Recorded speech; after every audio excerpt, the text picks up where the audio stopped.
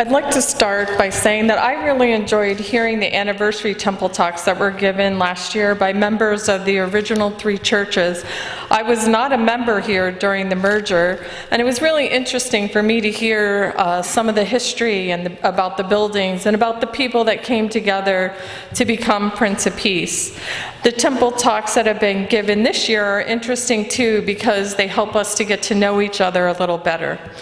I actually spent the first 25 years of my life as a Catholic. I grew up in Oxford, New Jersey, and attended St. Rose of Lima Church. My mom took us to church every Sunday. I can't really remember if I enjoyed going to church as a child, but it really didn't matter if I liked it or not, because as far as my mom concerned, we were going.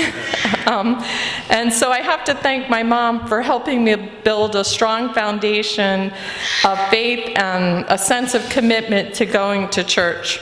Somewhere along the way, I felt there was a shift from knowing that I was expected to go to church to actually wanting to go to church. I'm not really sure when that shift happened, but it definitely did. And so one thing I do remember from my younger days is wanting to be an altar boy, which is similar to acolytes here at Prince of Peace. But in the 1970s, there were only altar boys, not altar girls. And even though I really wanted to be an altar boy, I wasn't allowed to.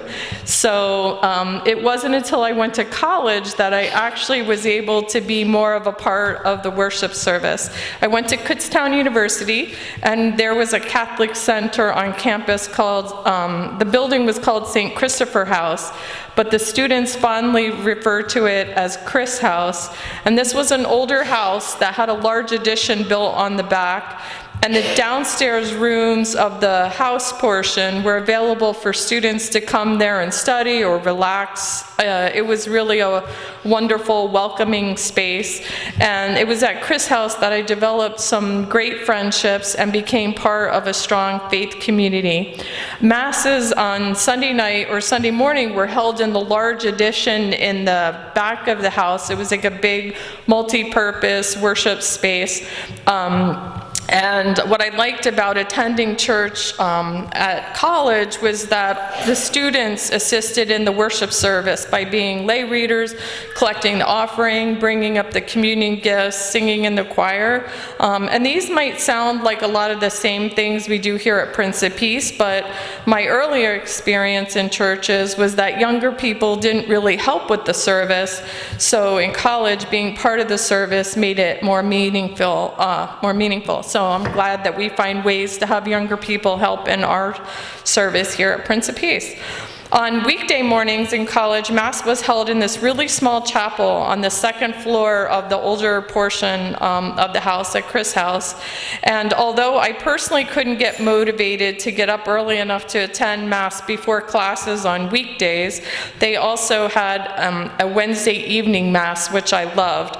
The second floor chapel was really small, and the benches were placed around the perimeter of the room, so you were actually kind of all facing like towards the middle and towards the altar. And about 15 people could fit in this chapel, but it could be as many as like 25 or so if they sat on the floor, which at this point sounds hard because if you sit on the floor now, I'm not so sure I could get back up, but when you're in college, it's kind of cool. I've never really sat on the floor much at church.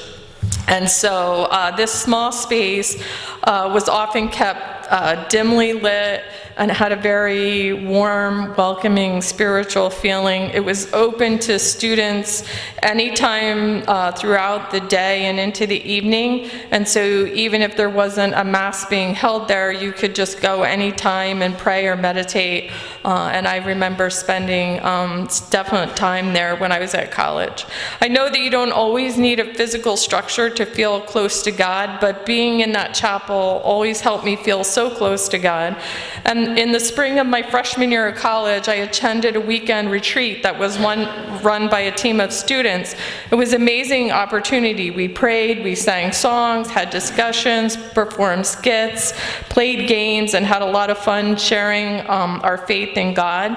Eventually, I became part of the planning team for those retreats that were held during my sophomore and junior years, and I felt that my experiences at Chris House inspired me to want to become more involved in my church.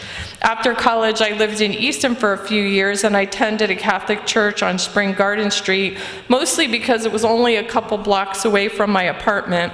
But because I didn't grow up there, I didn't really have a sense of community there. But I did join the choir, which helped me get to know some of the people. And one of the cool things about attending that church was that members had a strong Lithuanian heritage. And so the choir would not only sing in English, but occasionally sing in Lithuanian. Don't ask me to speak any Lithuanian now, no. My first visits to Prince of Peace took place in the late 1980s with my then boyfriend, Jennings. I remember thinking that there were a lot of similar aspects between the Lutheran and Catholic services. The order of the service is pretty similar, and a lot of the prayers are similar. In fact, sometimes in the beginning I caught myself saying the wrong words because I was used to them being said one way, and we say them a little differently here. But I felt that the similarities were what made me feel very comfortable here. But Lutherans definitely do more singing, and that suited me just fine. And there are some differences, like the Catholic Church has a stronger focus on the Virgin Mary and on the saints, and there's a few more rituals. But when Jim and I decided to get married, I wanted to join Prince of Peace as a member and become a Lutheran because I felt I really wanted Jim and I to be able to share our faith in God together, and I felt that we could do it better if we were members of the same religion and not have to worry about what was similar or different between the two religions. Although I initially thought of this church as being Jim's church because he grew up here, over time it's definitely become my church too. My mom helped me build a strong foundation of my faith, but it was actually Jim's mom, Jennings, who helped me to see how much work goes on behind the scenes to operate a church. She was involved in so many things, and she took those jobs so seriously and did them because they needed to be done, but also because she wanted to do them. Over time, I've become in a lot of areas of the church, and I often think of Devona when I do a lot of those behind-the-scenes jobs that just need to be done. I will admit that my own faith is a lot like a roller coaster in the sense that sometimes I feel very close to God and other times not as close. I felt really close to God in that chapel at Chris House or on those weekend retreats. I feel close to God when I walk outside surrounded by nature, and sometimes not as close when things are really troubling me. But I love learning new things through Bible studies and through teaching Sunday school. I enjoy talking to others about their beliefs, even if their beliefs are different than mine. I enjoy working on Altar Guild and Decorating Committee to make our church a beautiful space to worship. I admit there are times when I daydream a little during the worship service, thinking, is that altar linen really straight? Or did we remember to put oil in the candles? Or what is that orange thing over on that table by the basket, and who put that there? But I know that we don't necessarily need a beautiful space to worship God, but I'm happy to be able to help make God's house a beautiful place where we can celebrate the love that God has for us and worship together as a community. Thanks for listening. I can't wait to hear more faith stories from others, and I hope you'll consider sharing yours. Thank you.